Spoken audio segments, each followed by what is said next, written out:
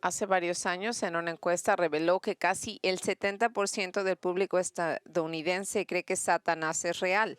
Sin embargo, muchas de estas mismas personas que creen que es un demonio personal no lo toman en serio porque son bastante indiferentes a sus actividades malvadas.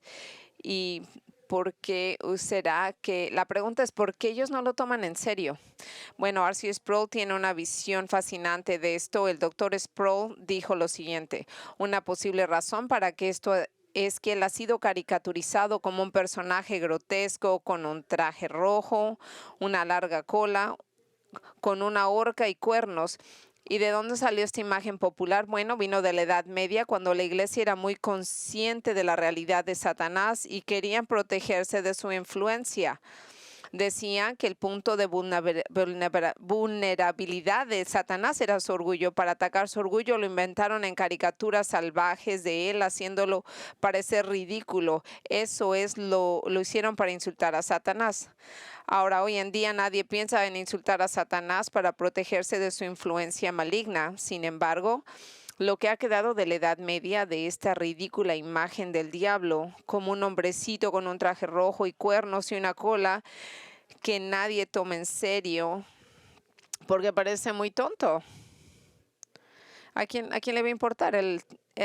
Pero deberíamos de tomarlo en serio, muy en serio, porque la Biblia lo toma muy en serio. La Biblia nos dice que Satanás es un ángel que fue creado por Dios. Y en su estado original su nombre era Lucifer, que significa resplandeciente, el que brilla. El libro de Ezequiel del Antiguo Testamento, en el capítulo 28, revela algunas verdades importantes sobre Lucifer, como que fue creado con el más alto y más grande de todos los ángeles, perfecto en naturaleza, lleno de sabiduría e impecable en belleza angelical.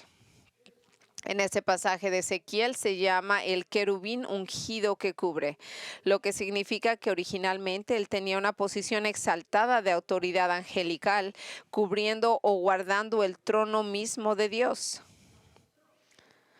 Pero a pesar de lo grande y privilegiado que era, Ezequiel nos dice que Lucifer eligió rebelarse contra Dios y sin explicar los detalles de cómo un ángel perfecto puede elegir rebelarse contra Dios. Sin embargo, Ezequiel nos dice que aquí no nos dice por qué decidió el diablo rebelarse, pero nos dice que en Ezequiel 28:17, ¿qué pasó? Tu corazón se enalteció por tu hermosura, corrompiste tu sabiduría a causa de tu esplendor. Es decir, el pecado de Lucifer fue el orgullo, fue una preocupación por sí mismo, con su majestuosidad, con su esplendor. Y nos da más información sobre los detalles de la rebelión de Lucifer en Isaías 14, del 13 al 14, donde leemos que 5 veces Lucifer dijo, lo haré, afirmando en su arrogancia, en su independencia de Dios. Pero tú dijiste en tu corazón, subiré al cielo, levantaré mi trono sobre las estrellas de Dios y me sentaré en el monte de la asamblea, en los recovecos del norte, subiré por encima de las alturas de las nubes y me haré semejante al Altísimo. Aquí él tenía eso, se estaba tratando de pensar que él era tan bueno como Dios. Lo haré, no importa lo que tú pienses, yo soy mi propio Dios. Aquí identificamos que cuando él se rebeló contra el Señor trajo se dio otro grupo de ángeles, se unieron a él, y vemos en Apocalipsis 12:4, en el cual dice que 1/3 de los ángeles lo siguieron en su rebelión contra el Señor. Y estos ángeles que eligieron oponerse a Dios y servir a Satanás, ellos son conocidos como demonios. Y el Nuevo Testamento está lleno de muchas referencias a ellos, especialmente en relación con Jesús y su ministerio terrenal. Y uno de esos lugares es el enfoque de nuestro estudio de hoy. Así que yo le invito a que veamos Lucas capítulo 8, del 26 al 39. Luego navegaron hasta el país de los Geraseos, que está enfrente de Galilea, y cuando salió a tierra, le salió al encuentro un hombre de la ciudad que estaba endemoniado. y hacía mucho tiempo que no se vestía, no vivía en una casa, sino más bien en sepulcros. Al ver que Jesús dio voces y se postró ante él y dijo con una gran voz: ¿Qué tenemos entre nosotros, Jesús, Hijo el Hijo del Altísimo? Te ruego que no me atormentes, porque había mandado al espíritu inmundo que saliera del hombre, porque se había apoderado de él muchas veces, y fue atado con cadenas y grilletes y mantenido bajo vigilancia, y sin embargo rompería sus ataduras y sería conducido por el demonio al desierto. Y Jesús le preguntó: ¿Cómo te llamas? Y el demonio contestó: Legión, porque muchos demonios habían entrado en él. Le rogaban que no les mandara que se fueran al abismo. Ahora, ahí había en el monte un rebaño de muchos cerdos, y los demonios le imploraron que les permitiera entrar en los cerdos, y él les dio permiso. Los demonios salieron del hombre, entraron a los cerdos, y la manada se precipitó por la empinada orilla hacia el lago y se ahogó. Y cuando los pastores vieron lo que había sucedido, huyeron y contaron en la ciudad y en el campo. El pueblo salió a ver lo que había sucedido, y llegaron a Jesús y lo hallaron al hombre que había salido, del cual los demonios habían salido, sentado a los pies de Jesús, vestido y en sano juicio, y se asustaron. Los que habían visto les contaron que como el hombre que estaba endemoniado había sanado, y todo el pueblo de la tierra de los Geraseos y de los alrededores les rogó que les dejaran, porque estaban atemorizados con un gran temor, y subió a su barca y regresó. Pero el hombre de quien habían salido los demonios le rogaba que lo acompañara, pero él lo despidió diciendo: vuelve a tu casa y describe las maravillas que Dios ha hecho por ti.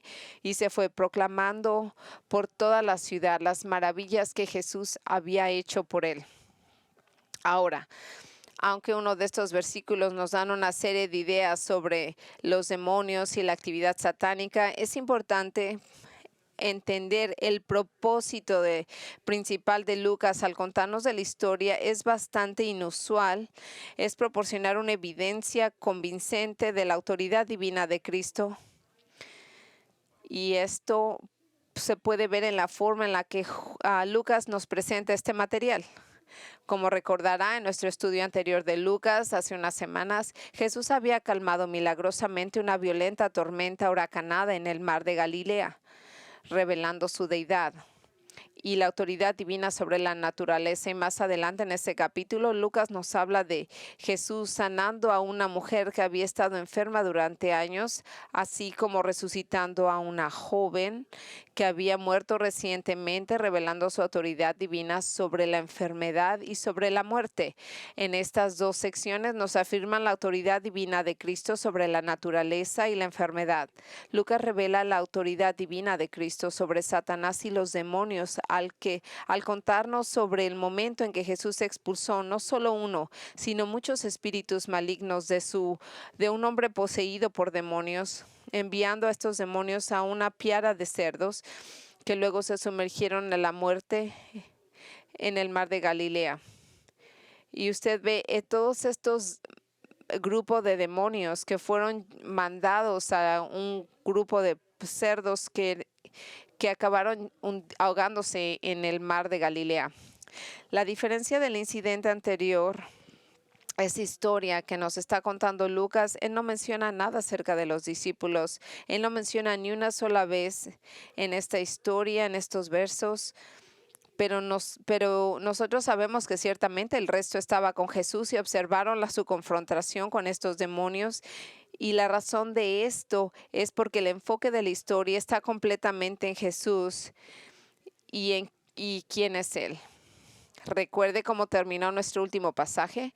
Cuando Jesús calmó milagrosamente la tormenta y las olas, los discípulos hicieron una pregunta muy importante en el versículo 25 y dijeron: ¿quién pues es este que manda aún a los vientos y a las aguas y ellos le obedecen? Bueno, al presentar la confrontación de Cristo con los demonios, Lucas responde a esa misma pregunta, mostrándonos lo que Jesús no es un simple hombre. Él es el divino Hijo de Dios, a quien incluso los demonios están sujetos y deben obedecer. Ahora, aunque el enfoque de ese pasaje está en Jesús, ciertamente tiene mucho que decir acerca de los demonios en relación a los humanos. Lo que podemos aquí plantear una serie de preguntas en su mente acerca de lo que es, conforme escuchamos esto y hablamos de una pregunta que es la posesión demoníaca, tales cosas como ¿qué significa ser poseído por un demonio? ¿Y la posesión demoníaca tiene lugar hoy en día o es simplemente un fenómeno antiguo? ¿Y por qué los demonios quieren poseer a un humano? ¿Y por qué cuando estaban a punto de ser expulsados de los humanos, esos demonios le suplicaron a Jesús que los enviara a un grupo de cerdos? Ahora, a medida que avanzamos en estos versículos, abordaremos cada uno de estos temas acerca de los demonios, pero no debemos dejar pasar. El punto principal del pasaje es el declarar que Jesús tiene la autoridad divina sobre Satanás, los demonios y el infierno mismo. Y es bueno para nosotros que Él lo haga. Esto es algo grande, porque si Él no tuviera el poder sobre Satanás, los demonios y el infierno, entonces todos estaríamos en un gran problema. Pero a la autoridad de Cristo para ordenar a los demonios que hagan lo que Él determina soberanamente en lugar de dejar que se salgan con la suya, no solo es una historia bíblica interesante, sino es una verdad extremadamente relevante para nosotros hoy en día. En primer lugar, porque Jesús tiene el poder sobre todo, el reino sobrenatural de las tinieblas. Aquellos que creen en Él han sido liberados de la esclavitud de Satanás y del pecado. No solamente de su pecado personal, pero de el amarre o la atadura hacia el del demonio. Colosenses 1, del 13 al 14. Porque Él nos libró del dominio de las tinieblas y nos trasladó al reino de su Hijo amado, en quien tenemos redención, el perdón de los pecados.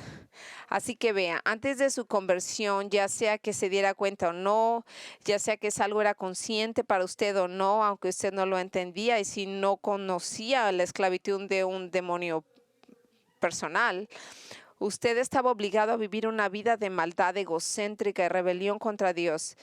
Rebelándose contra Dios. La forma en que Pablo lo expresa en Efesios 2 es que estaba viviendo en los deseos de su carne, complaciendo los deseos de tu carne y de tu mente, porque así era como Satanás quería que vivieras, caminando de acuerdo al curso de este mundo que está bajo su control malvado y no podías hacer nada al respecto, ya que estabas esclavizado por él. Eras un esclavo del demonio. Y ahora has sido liberado de esa atadura cuando tú conoces a Cristo. Y es por eso lo que dice, cuando el Hijo te libera, tú serás libre en verdad. Y eso porque Cristo es muchísimo más poderoso que Satanás. No solo has sido liberado de tu esclavitud, sino ahora puedes tener una victoria en tu vida diaria sobre las tentaciones malvadas del diablo. Porque eso nos dice en Efesios 6:10, finalmente, fortalezcanse en el Señor y en la fuerza de su poder. Vestíos en toda la armadura de Dios para que podáis estar firmes contra las acechanzas del diablo o la metodología del diablo. Dios nos ha dado todos, a través de su palabra, todos los recursos espirituales para que nosotros podamos decirle que no a las solicitudes del diablo. Y debido a que Jesús es más poderoso que Satanás, nunca tenemos que temer perder nuestra salvación y ser arrojados al infierno. Eso nunca pasará. Porque Pablo escribió a los romanos en el 8:35 al 39. Dice, ¿quién nos separará del amor de Cristo? ¿Será la tribulación o la angustia o la persecución o el hambre, la desnudez o el peligro, la espada? Tal como está escrito, por causa de ustedes nos están matando todo el día, nos consideraban como ovejas para el matadero. Pero en todas estas cosas vencemos abrumadoramente por medio de aquel que nos amó, porque estoy convencido de que ni la muerte, ni la vida, ni los ángeles, ni los principados, ni lo presente, ni lo porvenir, ni los poderes, ni lo alto, ni lo profundo, ni ninguna otra cosa creada podrá separarnos del amor de Dios, que es en Cristo Jesús nuestro Señor. Alabe al Señor, que usted Conociendo a Jesús nunca va a estar en el infierno. Eso le debe de dar poder. Así que al presentar la historia de la confrontación de Cristo con los demonios que habitaban en este hombre, Lucas revela el poder divino de Cristo sobre el reino de tinieblas al darnos 3 pruebas de Cristo que tiene la autoridad sobre los demonios. Y la primera prueba es esta: Él tiene la autoridad para juzgar a los demonios. Vemos en el versículo 26 que dijo: luego navegaron a la tierra de los Geraseos, que está frente a Galilea. Después de habernos contado acerca de Jesús y sus discípulos que fueron atrapados en esta terrible tormenta mientras navegaban hacia la orilla oriental del mar de Galilea, luego como Jesús calmó la tormenta, Lucas continúa la narración diciéndonos lo que sucedió después. Dice que reanudaron su viaje por el mar, navegando hacia una zona conocida como el país de los Gerasenos, que estaba frente a la región de Galilea. Es decir, él está diciendo que ahora que llegaron a su destino, en el lado oriental del mar de Galilea, ahí van, ellos salieron del noreste de Capernaum y ahora van hacia otro lado del mar de Galilea. Y aquí Lucas se refiere a su ubicación con el país de los Gerasenos, llamándolo así como el pequeño pueblo de la zona que se llamaba Gerasa. Sin embargo, Mateo en su relato de este mismo incidente se refiere a esta zona como un país de los Gadarenos, llamado así porque era una ciudad importante en el área que se llamaba Gadara. Por lo tanto, ambas cuentas son precisas, solo usan nombres diferentes para identificar su ubicación. Pero independientemente del nombre específico de este lugar, este era parte de un área más grande conocida como la Decápolis, una palabra que simplemente significa 10 ciudades. Porque esta estaba formada por 10 ciudades independientes que realmente pertenecían a Israel. Ellas eran independientes y la gente judía vivía en Decápolis. Los gentiles residían predominantemente en esta área, lo que ayuda a explicar por qué tenían tantos cerdos en esa región, porque los cerdos no habrían sido criados por los judíos que aplicaban a las leyes de el no tocar un cerdo porque era un animal impuro y no lo podían ni siquiera tocar. Así que habiendo llegado a la zona de los Gerasenos, Lucas procede a contarnos lo que sucedió cuando Jesús salió de la barca y entró en tierra. Versículo 27. Y cuando salió a tierra, le salió al encuentro un hombre de la ciudad que estaba endemoniado y que hacía mucho tiempo que no vestía y no vivía en casa, sino en los sepulcros. Ahora Lucas nos dice que tan pronto como Jesús desembarcó, se encontró con un hombre de la ciudad que estaba poseído por demonios. Ahora Mateo, en su relato de ese incidente, nos dice que había 2 hombres poseídos por demonios, pero Lucas solo nos menciona uno. Entonces, ¿es esto una contradicción de la Biblia? Absolutamente no. Lucas no dice que solamente un hombre poseído por un demonio vino a Jesús y nada más. No. Simplemente eligió mencionar solamente a uno de los hombres y no al otro. ¿Y por qué? Bueno, nadie nos dice por qué, pero la explicación más probable es que él eligió centrarse en el que hablaba más y el que era más vocal y dominante de los 2. Esa es la mejor explicación. Pero más importante de cuántos demonios poseídos o cuántos hombres poseídos por demonios había, es entender lo que la Biblia dice, que lo que pasa cuando alguien está poseído por un demonio. Escuche con atención. Cuando la Escritura dice que un individuo está poseído por demonios, significa que un demonio, o en este caso, como veremos, muchos demonios, habitan su cuerpo y han ganado el control sobre su vida. Esta no es una opresión o alguien que está lidiando con algo difícil. Esto es donde un demonio controla a alguien, vive dentro de esa persona, la domina y no tiene el poder esa persona de resistir. John MacArthur comentó acerca de esto, cómo se presenta en el Nuevo Testamento. Él dijo, un individuo poseído por un demonio era habitado, controlado y atormentado por el demonio. Las frases repetidas entró en él, echó fuera, salió, arrojó y removió indican que los demonios moran en sus víctimas. La posesión demoníaca es un fenómeno sobrenatural, no explicable en términos psicológicos o físicos. Un individuo poseído por un demonio se refiere a alguien habitado, controlado por un demonio o demonios hasta el punto que no puede resistir con éxito, no a la influencia general que tienen los demonios en la promoción de la falsa doctrina, la falsa adoración, la inmoralidad, las actitudes de celos, división y orgullo. También debe de notarse que en ninguna ocasión cuando Jesús liberó a un individuo de la posesión demoníaca, hubo una referencia al perdón de los pecados. Tampoco todos los liberados se arrepintieron y creyeron. Los individuos poseídos por demonios que Jesús liberó no eran necesariamente más malvados que los pecadores. El énfasis está en el poder de Jesús sobre los demonios, no en los individuos que son liberados. Pero después de que Jesús y los apóstoles desaparecieron de la escena, la única manera de ser liberado de demonios es a través de la fe salvadora en Jesucristo. Y tenemos en el Nuevo Testamento una serie de ejemplos de individuos que fueron poseídos por demonios durante días de Jesús. Pero una pregunta válida que tenemos que hacer, ¿es la posesión demoníaca algo que existe hoy en día? Y si es así, ¿eso está ocurriendo en nuestras culturas y países modernos? La respuesta a la primera parte de la pregunta, ¿existe la posesión demoníaca hoy en día? Sí lo es. Los demonios continúan poseyendo a los individuos hoy en día, como pueden atestiguar muchos misioneros en todo en el mundo de hoy. Y en la respuesta a la segunda parte de la pregunta, ¿existe la posesión demoníaca en las culturas y países modernos y de alta tecnología? La respuesta de esa pregunta es claro que sí.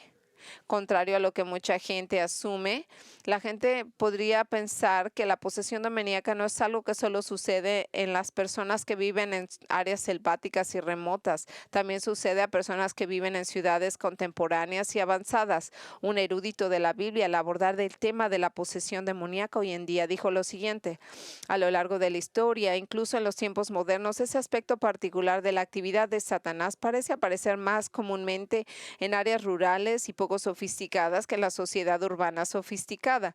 También es más común donde la religión animista y el miedo y la adoración de los espíritus malignos que la acompañan son fuertes.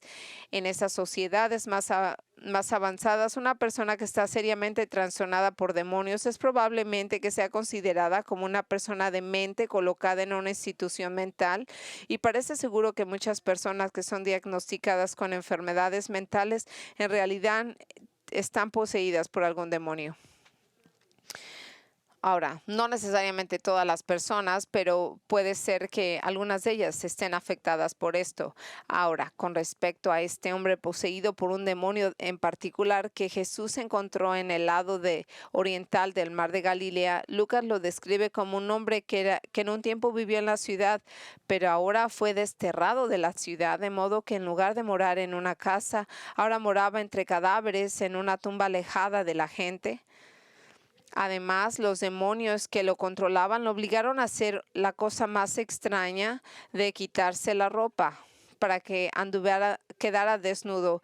Y eso no era moralmente vergonzoso, pero era también cruel, porque para este hombre significaba que no tenía la habilidad de soportar diferentes condiciones climáticas sin tener ropa que lo protegiera. Y aún más, el relato de Marcos acerca de este incidente, los demonios le habían dado a este hombre una fuerza sobrenatural anormal, de modo que una cadena ya no podía atarlo. Al parecer, en el pasado los individuos pudieron someterlo y encadenarlo, pero ahora los demonios continuaron dándole más y más fuerza física hasta que él pudo romper esas cadenas y ahora nadie podía someterlo. Y además de la amenaza física que presentaba para los demás, también leemos el relato de Marcos de este hombre en el cual dice que él se provocaba dolor Dice en Marcos 5:5 dice, constantemente día y noche gritaba entre las tumbas y en las montañas y se golpeaba a sí mismo con piedras. Es decir, la mayor parte de su tiempo lo pasaba corriendo, delirando, como un lunático, con gritos que resonaban en las colinas mientras se cortaba repetidamente con piedras. Así que imagínese en su mente lo patético que era este hombre, que vivía en cuevas sucias con huesos de hombres muertos y animales inmundos, siendo conducido por demonios a las montañas donde aullaba día y noche, mientras se cortaba la carne de su cuerpo desnudo con los bordes afilados de piedras rotas. Qué triste era aquello. Ken Hughes trató de capturar la degradación absoluta y la miseria que los demonios habían infligido en este hombre y el otro hombre poseído por demonios, describiendo la situación de esta manera. Estos pobres hombres desnudos eran una masa de laceraciones sangrantes, costras, inflexiones y tejido cicatricial, viviendo en un delirio de dolor y disgusto masoquista. Estaban salvajes, desnudos, desaliñados, enfermos y como resultado de todo lo que estaba en contra de ellos. Los niños pequeños huyeron al acercarse. En sus momentos de lucidez seguramente se dieron cuenta de lo repulsivo, no amados, no bienvenidos que eran, pero deshumanizados, animalizados, marginados, aterradores y temerosos. ¡Qué miseria tan increíble! Ahora, usted se preguntará por qué los demonios harían esto, por qué le harían esto, por qué habitarían en una persona y por qué quieren causar tales profundidades de miseria y degradación. Escuche atentamente. El objetivo de Satanás siempre ha sido destruir y degradar al hombre. Jesús lo dijo en Juan 10. Con respecto al ladrón que amenaza a robar las ovejas, que es una referencia a Satanás, dice, el ladrón viene a robar y matar y destruir. Y la razón por esto es porque el hombre ha sido creado a la imagen y semejanza de Dios. Y aunque esta imagen ha sido manchada por la caída del hombre y nuestro propio pecado personal, la semejanza de Dios todavía se puede ver como nuestras personalidades en el comportamiento humano normal y tales actividades como la capacidad de mostrar amor, compasión, tomar decisiones sabias y racionales, buscar la verdad, desear la justicia. Estos son los tipos de comportamiento que vienen a través de nuestras personalidades y nos elevan por encima de los animales, reflejan la gloria y la imagen de Dios en nosotros. Y Satanás lo odia. ¿Pero por qué? ¿Por qué él odia a Dios? Por lo tanto, su objetivo es destruir y distorsionar la imagen de Dios en los seres humanos.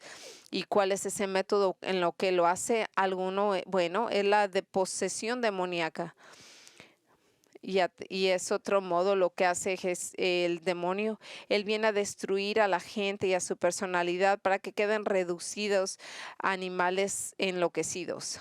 Escuchen, no es coincidencia que esté el aumento del satanismo, el ocultismo, el pensamiento de nueva era, que haya un exceso de abuso de drogas, pornografía, la obscenidad y todo lo logran por lo mismo, para deshumanizar y destruir la personalidad de Dios que le ha dado y hacerlo actuar como un animal salvaje en lugar de un humano, ya sea a través de la violencia, una adicción, un comportamiento sexual desviado o algún tipo de obsesión dañina. Esta es la obra de Satanás, ya que él busca destruir cualquier cosa en usted que refleje la semejanza a Dios. Así que tenga cuidado que no se exponga a esto. Usted no quiere entretener esas ideas. Y eso es exactamente lo que el diablo había logrado en este hombre. Este hombre que vivía en un país de los Gerasenos. Satanás había enviado algunos demonios para que habitaran en este hombre con el fin de destruir cualquier rostro o apariencia de la imagen de Dios en él. Pero Jesús ha llegado al área donde moraba este hombre poseído por demonios, por lo que los demonios dentro de él se ven inmediatamente amenazados por su presencia e inmediatamente vemos como Lucas continúa dándonos, diciéndonos lo que pasó en el versículo 28. Al ver a Jesús, dio voces, se postró delante de él y dijo con una gran voz, ¿qué tenemos el uno con el otro, Jesús, Hijo del Dios Altísimo? Ahora es muy probable que este hombre poseído por el demonio notara que llegaban en un bote con varios hombres que se detenían en la orilla y al ver esto comenzó a correr hacia ellos con la intención de atacarlos. Y digo esto porque Mateo nos dice que este hombre era extremadamente violento, de modo que él era tan fuerte que él podía atacar a cualquier persona que pasara por su camino. Y sin duda eso es lo que planeaba hacer con los ocupantes de los barcos pesqueros que llegaban ahí a desembarcar. Quería atacarlos. Pero entonces, como nos dice Lucas, ve a su líder saliendo de la barca, reconociendo que este era Jesús. El demonio dentro del hombre lo hizo caer inmediatamente al suelo en sumisión y comienza a gritar en voz alta, lo que significa que comenzó a gritar y gritar a Jesús.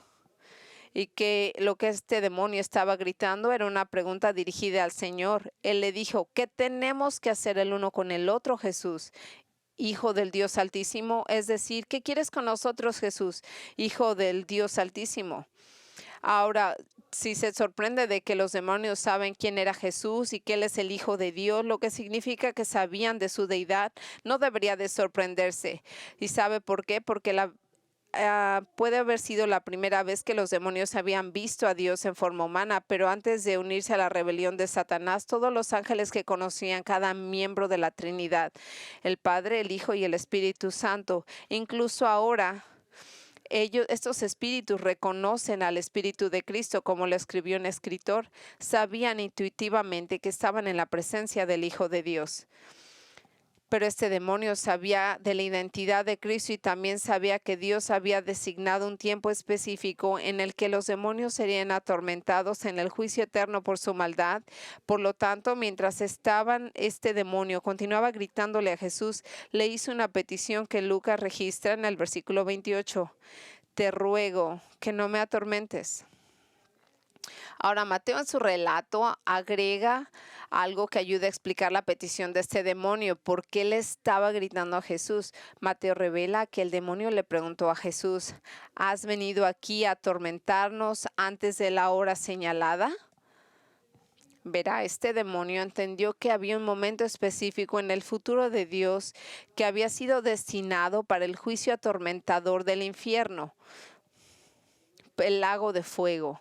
La Biblia dice que al final del periodo de la tribulación de 7 años, Satanás, suponemos que todos los demonios serán atados en una prisión conocida como el abismo. El abismo es como un lugar sin fondo por 1000 años y luego después del reino de 1000 años de Cristo en la tierra serán liberados por un breve tiempo y luego arrojados al lago del fuego donde serán atormentados día y noche por los siglos de los siglos. Eso es Apocalipsis 20:10. Ahora, debido a que los demonios, a diferencia de la mayoría de las personas, creen en la Biblia, saben que les espera un juicio horrible y atormentador en el futuro. Verá, los demonios en realidad tienen una excelente teología. Conocen la doctrina, pero solo en el sentido reconocedor de la verdad, pero no la aman o la aceptan o la obedecen. Ellos la conocen solamente. Saben que es la verdad. En Santiago 2:19, creen en Dios. Crees que Dios es uno, lo haces bien. Los demonios también creen y se estremecen. Los demonios conocen la verdad acerca de Dios.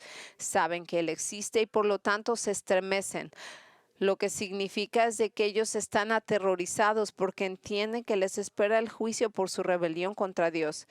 Pero la pregunta que este demonio en particular se estaba haciendo acerca de Jesús es como has decidido quitarnos la libertad de vagar y poseer a los hombres aquí ahora para que seamos atormentados al ser enviados al abismo antes del juicio final programado.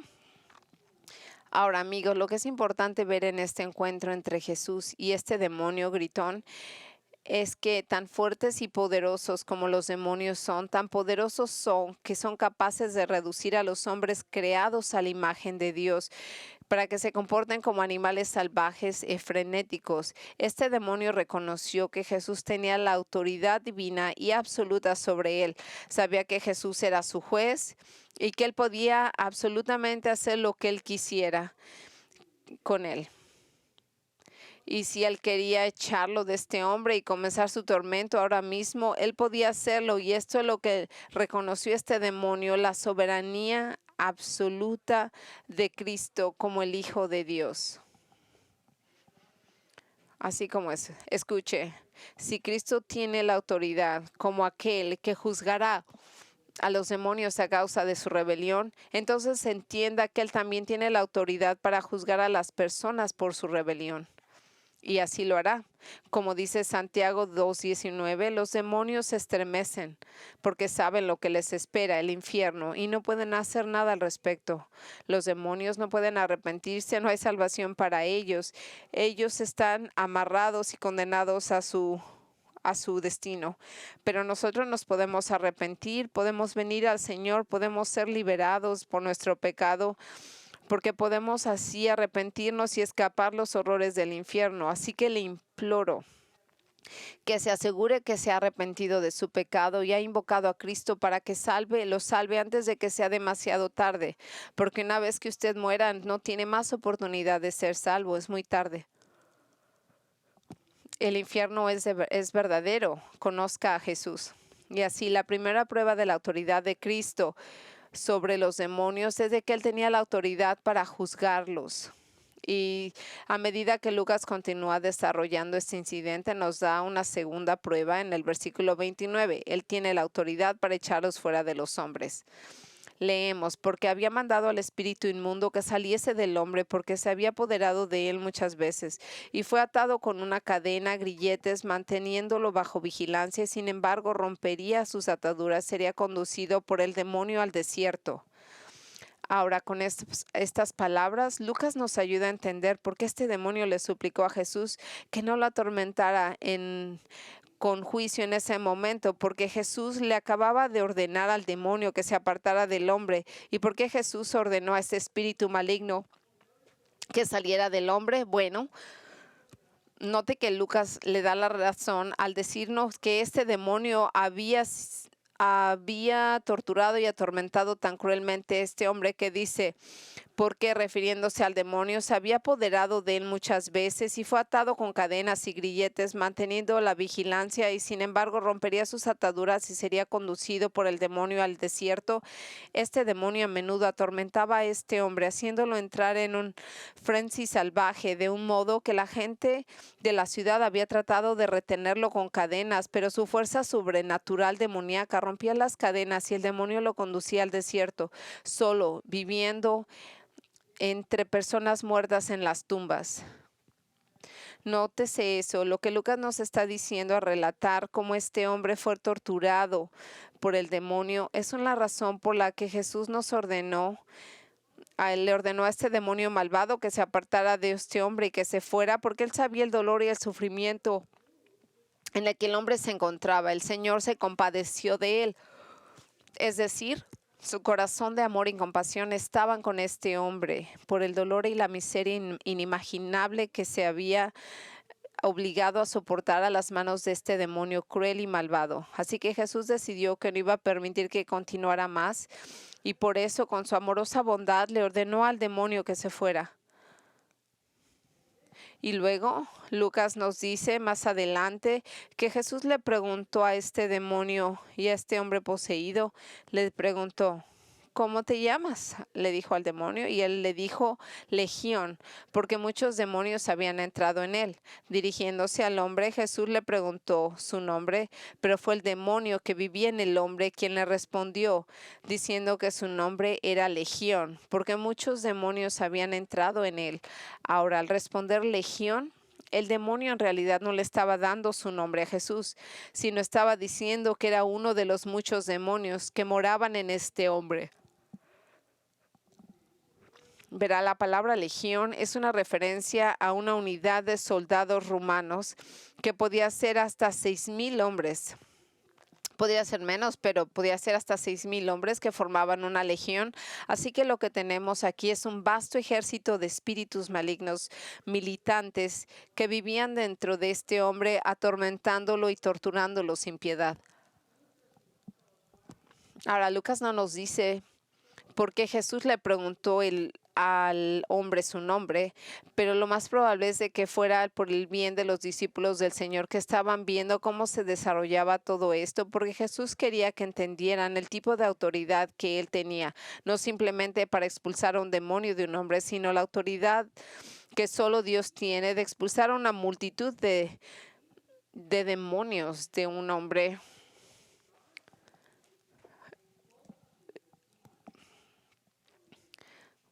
Entonces, lo que está sucediendo aquí es de que el Señor está ordenando a todos los demonios a que se aparten de él, de este hombre, mientras le suplican con voces chillonas y aullantes que no los mande al calabozo del abismo, que leemos en el versículo 31. Le imploraban de que no les ordenara que se fueran al abismo.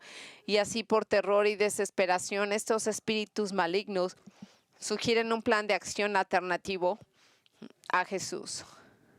Y en lugar de enviarlos a la prisión del abismo, sugieren que los envíe a manada de cerdos que se alimentaban cerca. Note lo que leemos en el versículo, como nos dice Lucas en el versículo 32. Había un grupo de cerdos apacentados ahí en el monte, y los demonios le imploraron que le permitiera entrar a los cerdos, y él les dio permiso. Y ahora, ¿por qué querían que Jesús los enviara a los cerdos? Realmente no nos dicen, así que podemos especular en este punto de que posiblemente pensaron que Jesús, siendo judío, no le importaría si ellos habitaban en cerdos, ya que los cerdos eran animales impuros y prohibidos por ser comidos o incluso tocados por los judíos. Y querían habitar ellos en estos cerdos para seguir haciendo la destrucción y del reino físico. O bien, una explicación más plausible es que los demonios pensaron que si habitaban en los cerdos, sus dueños, enfurecidos por la pérdida de sustento, vendrían a Jesús y lo matarían, cualquiera que haya sido la razón por que ellos creyeran, estos demonios le pidieran esa tan extraña sugerencia de que los mandara a esos cerdos. Vemos que Jesús aún así les dio lo que ellos estaban pidiendo. Es lo que vemos en el versículo 32. Él les dio permiso. Y esto es significativo porque sin su permiso estos demonios no podrían haber llevado a cabo su plan. Y eso debería de animarlo como creyente porque afirma la verdad de que Satanás y los demonios son incapaces de hacer nada en su vida a menos que Jesús lo permita. Usted no está a la merced del maligno. Usted no está bajo el control. Usted está bajo el control soberano de Dios, que es sabio y bueno, y Él determina lo que sucede en su vida y nadie más. Él tiene control absoluto en lo que pasa en su vida, no Satanás. Y en este caso, habiéndoles ordenado que se apartaran de este hombre, Jesús les permitió entrar a un grupo de cerdos, donde continuarían llevando a cabo su obra de miseria y destrucción, como leemos en el versículo 33. Y los demonios salieron del hombre y entraron en los cerdos, y la manada se precipitó a la empinada orilla hacia el lago y se ahogó. Ahora, de acuerdo al relato de Mateo en este incidente, Jesús no simplemente les dio permiso a los demonios que entraran en los cerdos, sino que en realidad les ordenó que dejaran al hombre y entraran a los cerdos, simplemente diciendo una palabra: vete. Así que leemos que por la orden de Cristo una multitud de demonios se alejan de los dos hombres, posiblemente miles de ellos, porque Marcos nos dice que había como 2,000 cerdos, y estos demonios entran en toda la manada de los cerdos. Y como reacción inmediata de los cerdos fue correr y precipitarse a la orilla hacia el mar de Galilea, donde se ahogaron. Y ahora, si es que los demonios ordenaron a los cerdos a que se lanzaran a muerte, o si esta fue una respuesta frenética de los cerdos al ser habitados por demonios no se nos dice, pero lo que sí sabemos es de que en este incidente Jesús nos muestra la autoridad completa sobre los demonios para ordenarles que hagan lo que Él quiere que hagan y Él solamente tiene el poder de sacar a los demonios. Nosotros no tenemos ese poder, así que lo que queremos decir que el exorcismo es algo que ninguno de nosotros debemos de estar involucrados. En los primeros días de la iglesia, el Señor les dio a sus apóstoles el poder de expulsar demonios, pero este era un don, una señal única que los autenticó como verdaderos representantes de Cristo. Su palabra para nosotros acerca de cómo tratar con Satanás y los demonios no es para expulsarlos, sino para ser fuertes en el Señor y en el poder y vestirnos en toda su armadura de Dios para estar siempre firmes contra el diablo. Y nosotros tenemos que ponernos en la fortaleza del Señor para luchar contra el enemigo. Sin embargo, muchos judíos de esos días de Cristo que no entendían el poder de Satanás pensaban que podían expulsar a los demonios de las personas, pero no podían porque carecían del poder de Dios. Y eso vemos en Hechos 19, 13 al 16. Pero también algunos de los exorcistas judíos que iban de un lugar a otro trataron de nombrar a los que querían, a los que tenían espíritus malignos con el nombre de Jesús, diciendo: os conjuro por Jesús, a quien Pablo predica. 7 hijos de un tal Esteban, con un sumo sacerdote judío, hacían esto. Y respondiendo el espíritu maligno les dijo: yo reconozco a Jesús y sé Pablo, pero vosotros, ¿quién sois?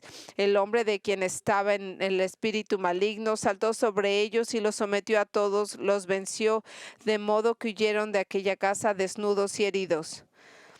Así que no era de extrañarse que cuando el pueblo judío vio el éxito de Cristo al expulsar demonios, dijeron en Marcos 1 al 27, ¿qué es esto? ¿Una nueva enseñanza con autoridad?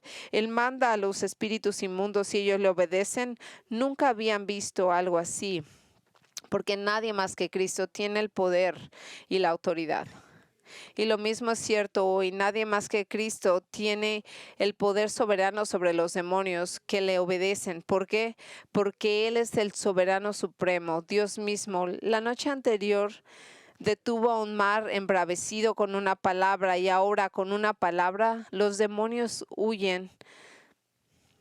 Y solo así como, y a pesar del gran poder de Cristo sobre los demonios, algunas personas al leer esta historia se han preocupado por el hecho de que Jesús permitiera que mataran a tantos animales, porque a algunos de estos demonios infernales los habitaron.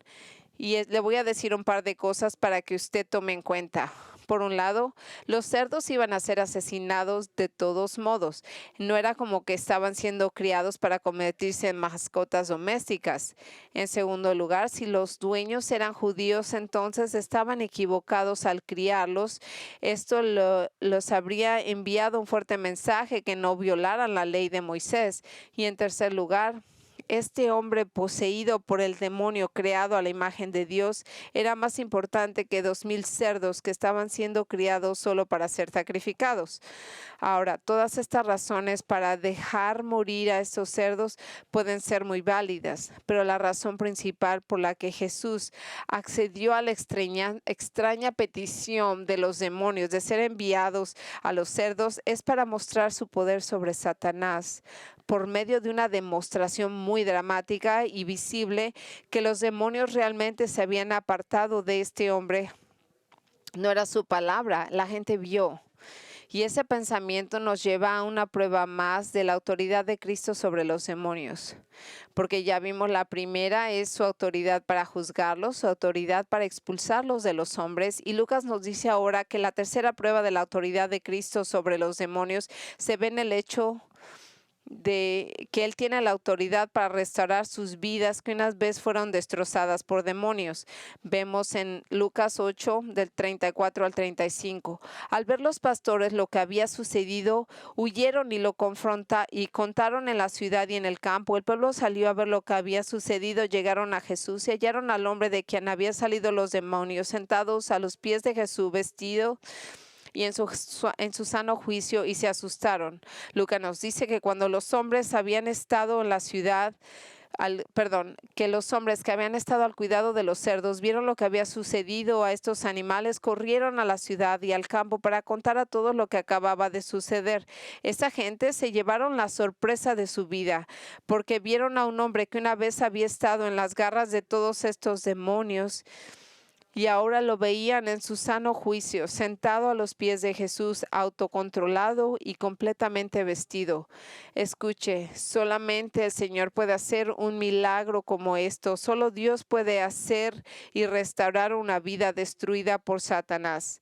Solo Él puede regresarle la sanidad a un hombre que ha sido afectado por el demonio. Y esto es exactamente lo que Jesús hace cuando viene a salvar a cualquier individuo del infierno. Nos transfiere del reino de tinieblas a su propio reino de luz. Él nos transforma las vidas malvadas, autoindulgentes, diabólicas, que una vez llevamos a aquellos que ahora lo aman y desean honrarlo. Y ese tipo de autoridad que Cristo tiene, Él puede hacer todo esto en su vida por medio del Evangelio. Escuche. No importa cuán profundo es su pecado, no importa cuán lejos haya descendido a las tinieblas del dominio de Satanás, no importa cuánto el diablo haya destruido y destrozado en su vida, hay esperanza. Porque Jesús puede transformarle, Él puede restaurarlo, y cuando Él hace eso es cuando usted se arrepiente de su pecado, confía en Él para su salvación. Y esto es lo que hace Cristo: perdona a los pecadores, restaura nuestras vidas quebrantadas. Y no importa cuán marcado estés, Jesús puede restaurarlo en algo hermoso. Escuche estas palabras en el libro estas palabras de Pablo a Corintios, recordándoles cómo Jesús había transformado sus vidas en el 1 de Corintios 6, del 9 al 11. ¿O no sabéis que los injustos no heredarán el reino de Dios? No os dejéis engañar, ni los fornicarios, ni los idólatras, ni los adúlteros, ni los afeminados, ni los homosexuales, ni los ladrones, ni los ávaros, ni los borrachos, ni los maldicientes, ni los estafadores heredarán el reino de Dios. Tales eran algunos de vosotros que fuisteis lavados, santificados, justificados en el nombre del Señor Jesucristo y el Espíritu de nuestro Dios.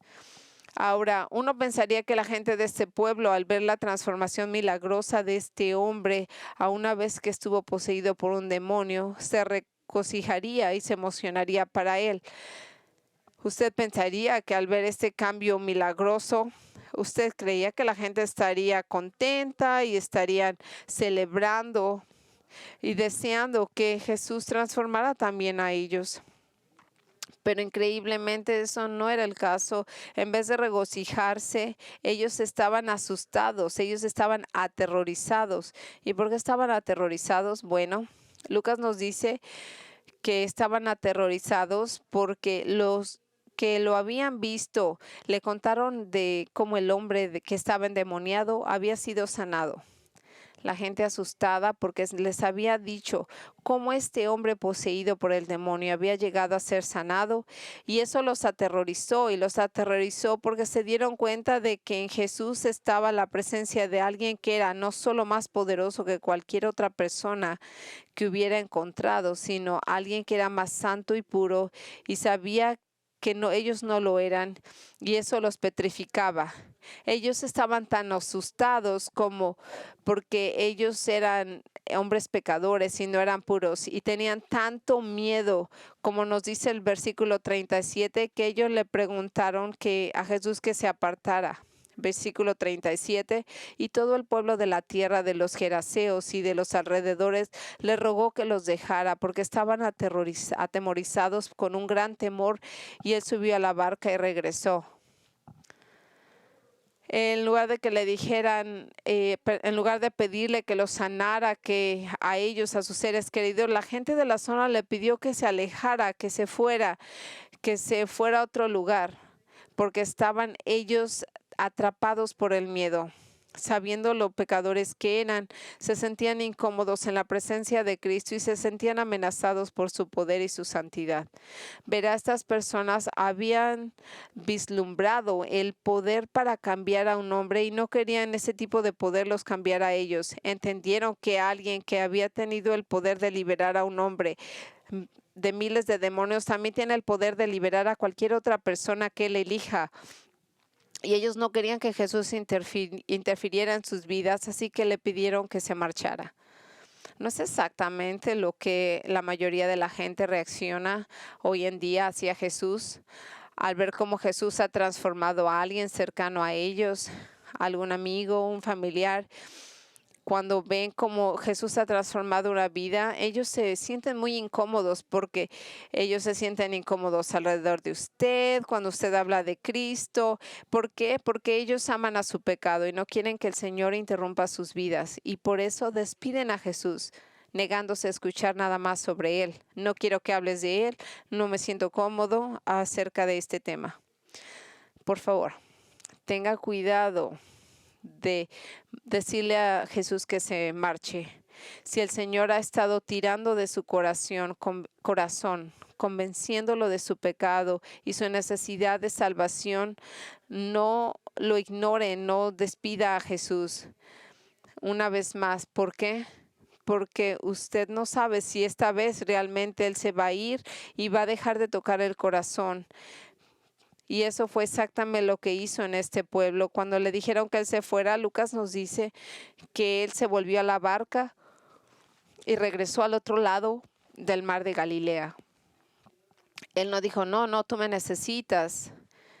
No, le dijeron, vete, y Él se fue. Pero incluso al hacer esto, Jesús fue lo suficientemente misericordioso como para dejar a estas personas con un testimonio del Evangelio para que pudieran escuchar la verdad. Y fíjense lo que leemos en los dos últimos versículos, el 38 y el 39. Pero el hombre de quien habían salido los demonios y le rogaba que lo acompañase, pero él lo despidió diciendo, vuelve a tu casa y describe las maravillas que Dios ha hecho por ti.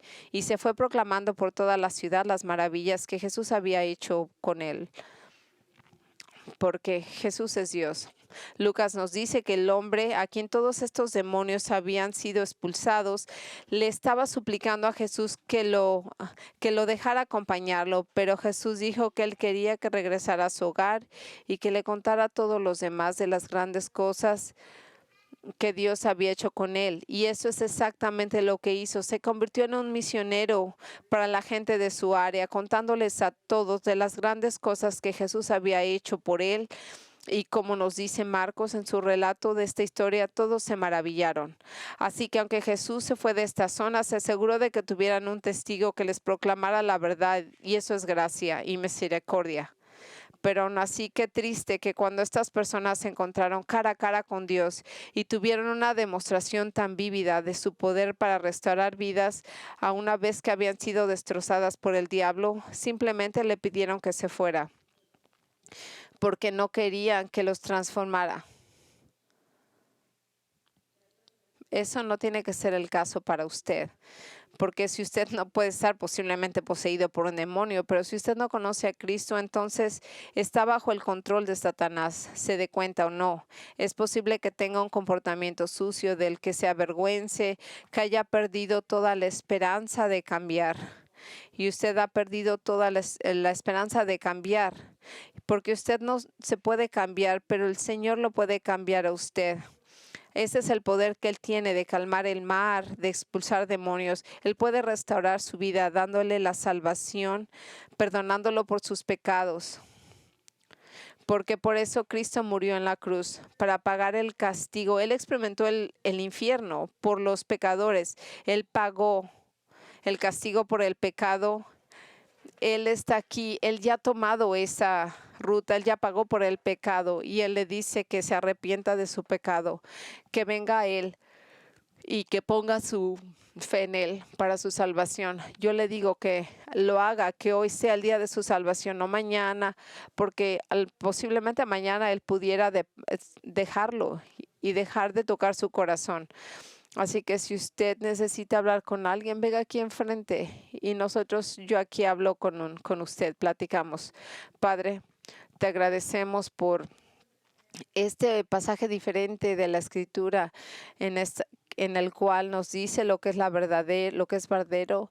Gracias por lo que hiciste por este hombre hace mucho tiempo, en el cual tú lo revelaste en tu palabra, en el cual nosotros no vengamos nosotros a estar muy enfocados en Satanás, pero estemos realmente enfocados en ti. Tenemos que entender a Satanás, pero no es él el punto de enfoque. Es nuestro enfoque, es tener nuestros ojos en ti, que nos ayudes a la gente que te conocemos a ser motivados de tu gran poder, y la gente que no te conoce, que no esté aterrorizada en un modo negativo, sino en el sentido correcto, cuando se dan cuenta que no hay esperanza aparte de la fe en ti para estar en tu presencia algún día. Y nosotros oramos todo esto en nombre de Cristo. Amén.